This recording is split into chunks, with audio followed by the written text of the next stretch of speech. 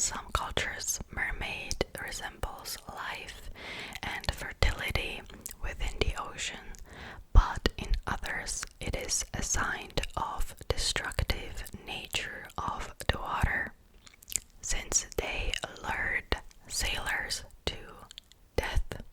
In sailor folklore, it represents both good fortune and disaster. It is natural since they spent months and months on the sea sailing, so it is not surprising that they created a lot of superstitions around the ocean. Mermaids often appeared as figureheads on the front of nautical vessels. They were especially popular from 16th to 20th century. It was basically a carved wooden decoration located at the bow of the ship. Sailors believed that these statues, these decorations would appease the sea and they would bring good fortune.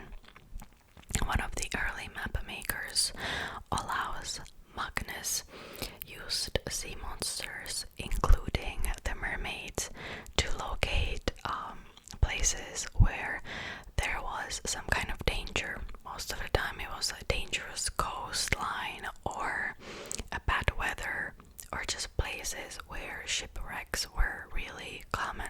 Shipwrecks were really common back in the days, especially when there were changes in water depths or because of navigating errors. So that would explain why mermaids were present in those regions, because they believed that the sailors were lured to death by them in those places. Now let's look at the origin of mermaids. The origin of mermaids is unknown. They were present in the mythology since the beginning of humankind, possibly when we first started discovering some creatures in the sea and some animals. There is a record of a fish god from 5,000 years ago in a Mesopotamian mythology called Ons. So that's one of the earliest record of a creature like that. One of the earliest legends also appeared in Syria around 1000 BC, where a goddess, other goddess, dove into a lake and she took a form of a fish.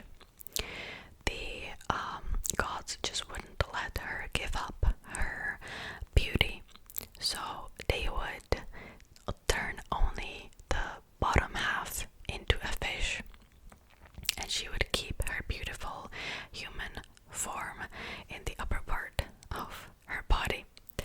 People found the other goddess figure on ancient temples and statues, as well as coins. The early Britons and Celts also had folk tales of mermaids, but they didn't really create that many illustrations at first. The earliest depiction of a mermaid in England can be found in the Norman chapel in Durham Castle, built around 1078 by Saxon stonemasons. It is a strange carving where a mermaid can be found alongside two leopards and several hunting scenes. Historians believed that the mermaid represented a temptation of a soul. So you can see that mermaids were linked to temptation a lot. Now let's look at the difference between a siren and a mermaid, because sometimes people just, they're kind of interchangeable. People just call them whatever. But originally, sirens are actually half woman, half bird creatures, and they are often confused with mermaids. The misconception led to the word siren be used for mermaids as well. For example, in French there is a word siren which represents mermaid.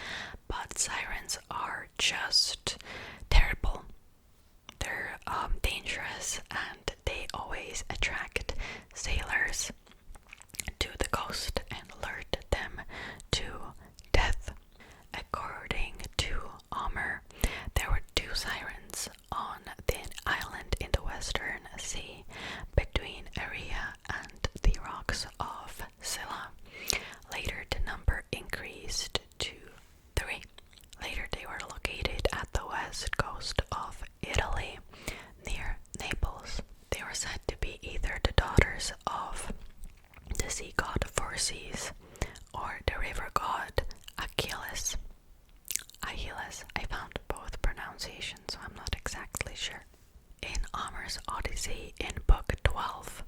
The Greek hero Odysseus is advised by the sorceress Circe to put wax into his ears so that that would block the song coming from the Sirens. Odysseus himself wanted to hear the song, but he tied himself up to the mast so that he would not be able to steer the ship off its course.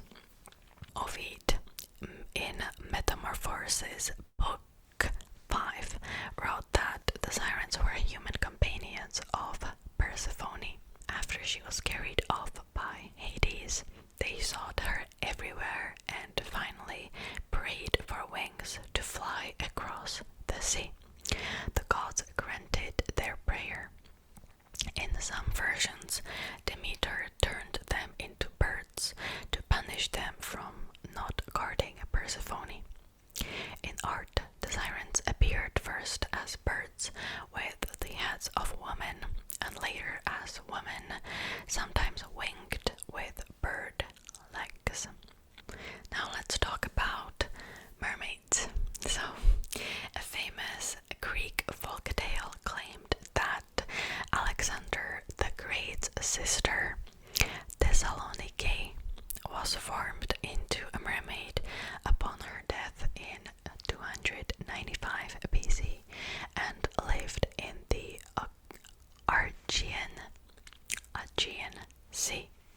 Whenever a ship passed, she would ask a question: is King Alexander alive? And if the sailors answered correctly that yes, he is alive and he reigns and conquers the world, she would allow the ship to continue on its journey. But if they answered anything else, her anger would conjure a storm and the vessel was pretty much doomed and the sailors would die. Okay, now let's go over to Africa.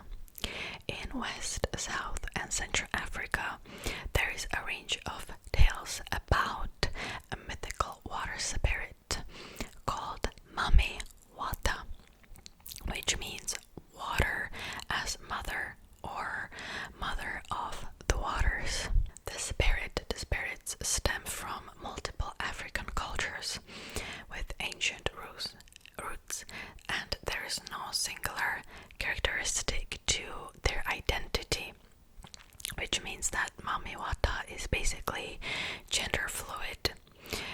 She can sometimes appear as a man, sometimes as a woman. The spirit is worshipped for both of her benevolence in offering beauty, healing, and wisdom, and also as a way of warding off some natural disasters.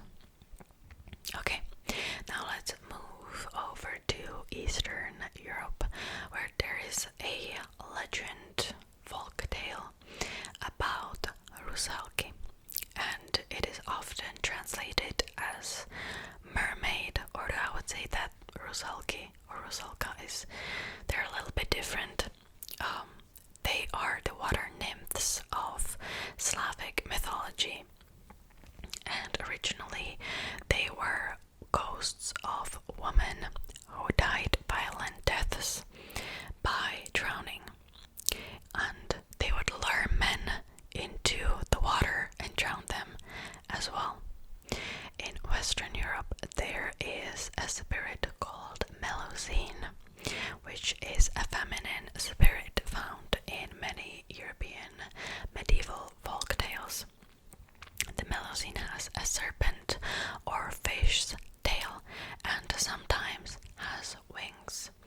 Hungary, France, and Germany all have different accounts of the Melusine. The most famous legend describes her as a wealthy girl who tries to get revenge on her human father on behalf of her fairy mother, only to be punished by her mother with a tail.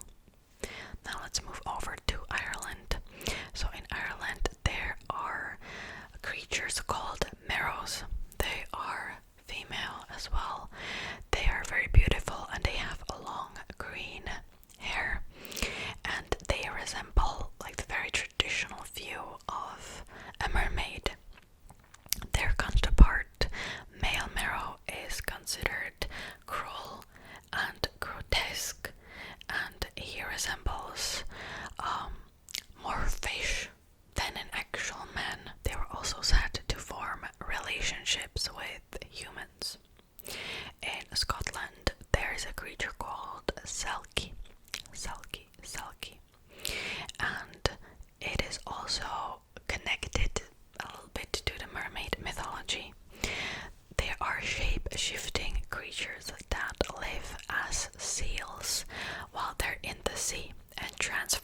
to humans while they are on land.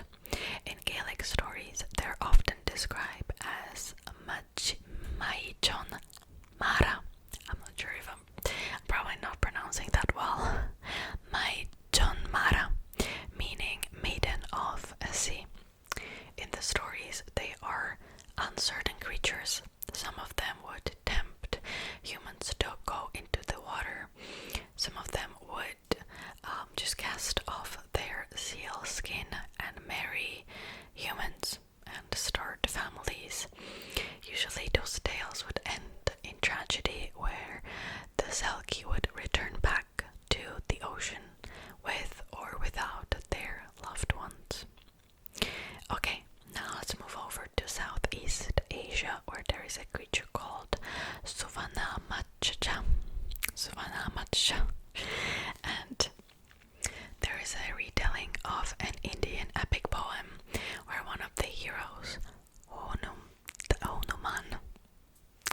Hanuman, attempts to build a bridge of stones across the sea, but his plans are hampered by the Suvanamacha, who has been instructed to prevent the causeway's completion. The two meet and they fall in love, and Suvanamacha ends up helping Hanuman to finish the path. The mermaid is now seen as a herald of good luck, and her figure is depicted in charms, streamers, and icons all throughout Cambodia, Thailand, and Laos. Okay, that's it really. Now let's look at mermaids in art, in some of the famous artwork. So the first story that I have to mention is The Little Mermaid, which was written by Hans Christian Andersen. It was published in 1837 in Copenhagen, Denmark, and it was a part of children's fairy tales.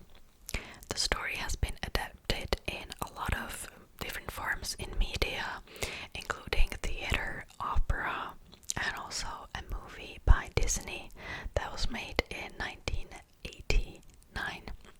The Andersens and the Disney versions are very different. In the original tale, the mermaid princess loses her tongue to obtain legs, and every time she walks, her pain is compared to walking on knives. In the Disney version, the mermaid and the prince end up marrying, but in the Andersens version, she fails to undo her curse, and the prince ends up marrying somebody else. And the mermaid sacrifices herself and basically becomes a sea foam. She's claimed to live with the spirits of the air. I personally prefer the Andersens version, but that's just me. I like tragic stories. In 1909, a Danish sculptor called Edward Eriksen was commissioned to create a statue inspired by the Andersens fairy tale. The bronze sculpture has remained very popular. It is a tourist attraction and it is an icon of Copenhagen since its unveiling in 1913. There is also Armada portrait of Queen Elizabeth I, and you can actually notice a mermaid carved into the chair of state. Some people believe that it's just a typical piece of Renaissance decoration, or it is an image of a lone queen exerting her power as her subjects fought at sea. You may be surprised, but also the Mary Queen of Scots was portrayed as a mermaid.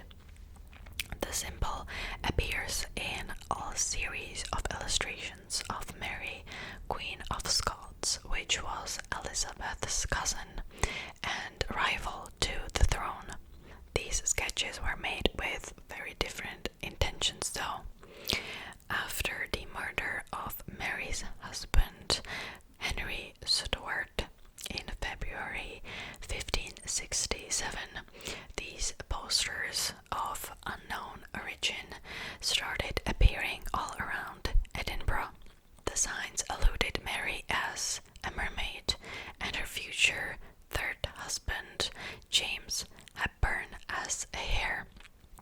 In these symbolic drawings, the mermaid represents a figure of temptation and prostitution, and the hare symbolizes a lustful animal. It was basically a propaganda that promoted Queen Elizabeth as the virtuous virgin queen, while implicating that Mary, in the death of her second husband, was portrayed as a prostitute.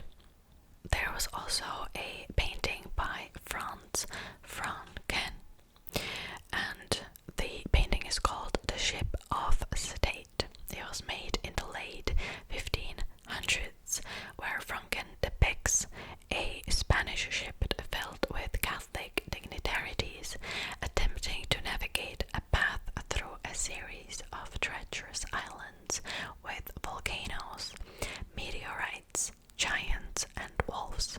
The title refers to the ancient Greek philosophers Plato's metaphor, where he compared the command of a state to a command of a naval vessel. The painting alludes to political upheavals of the time between Europe and Spain, and the Protestant revolt against the Roman Catholic Church. In the front and the center of the painting are two mermaids admiring themselves with mirrors. The mermaids here may represent the dangers of a shipwreck from drawing too close to the rocks and the vanity of the figures on board. There was also a painting in 1883 by James Clark's Hook. The painting was called Catching a Mermaid, and it was just a merge of reality and childhood fantasy. Hook shows a young boy hauling the figurehead of a mermaid from a beautiful but turbulent sea, while the two other children watch from behind a rock. The light-hearted title belies the potentially tragic disaster of a ship lost at sea. There was also a beautiful painting made by Evelyn de Morgan called The Sea Maidens in 1886. It shows 5 mermaids embracing each other and staring out at the viewer, perhaps towards a shoreline. The painting is a part of a series linked to the Andersons' Little Mermaid. The scene is thought to relate to the heroines, 5 sisters wistfully visiting the shore after the Little Mermaid has transformed herself into a human, and their sorrowful looks upon their faces could signify their desire for the sister to return to waters with them. And last but not least, let's talk about some contemporary symbols. More recently, the figure of mermaid was adopted by the transgender youth network called Mermaids UK. It was founded in 1995, and this organization supports children and young people who are transgender or gender diverse. The symbol of a mermaid provides a potent symbol to the community due to mermaids' ability to transform. Since the mermaid is gender fluid, I think it's pretty fitting.